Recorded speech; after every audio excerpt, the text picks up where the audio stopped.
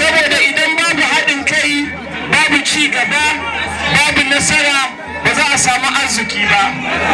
Kuma na faɗa cewa idan Allah ya bamu nasara matakinmu na farko shine bayan mun haɗe al'ummar jihar kan al'ummar jihar Jigawa shine kuma mu kafa dokar ta ɓaci domin mu samo wa al'ummar jihar Jigawa musamman matasan mu aikin yi.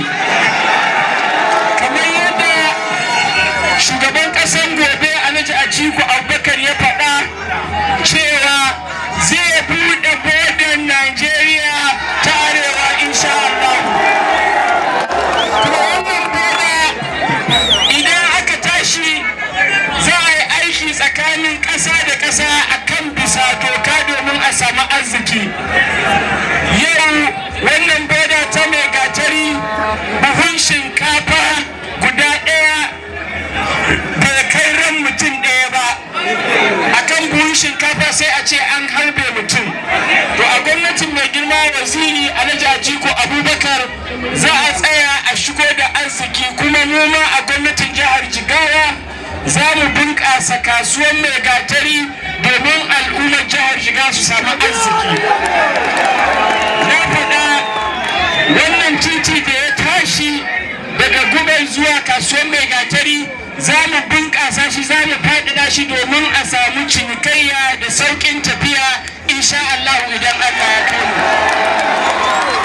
Ina kira gare ku a matsayin naku ɗan jihar Jigawa, jikan jihar Jigawa, cewa ku ba mu amanar ku, za mu tsaya mu riƙe amanar ku idan Allah ya ba mu wannan shugabanci.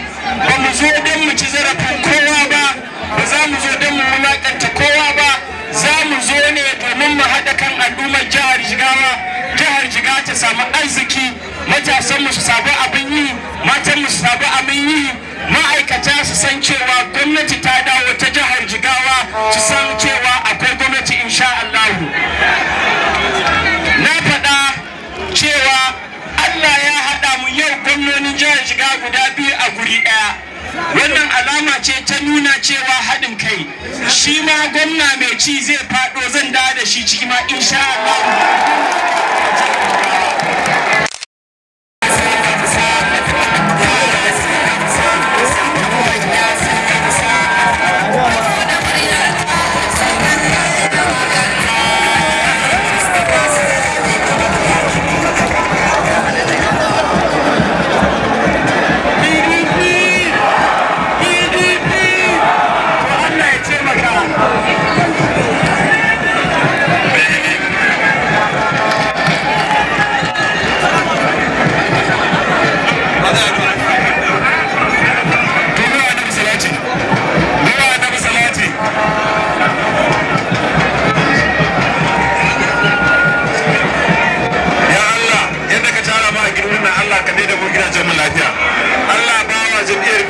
Nasara daga sama zuwa ƙasa, kowa ya kama hanya a taɓa hankali. Allah mai da mu gidan mu lafiya.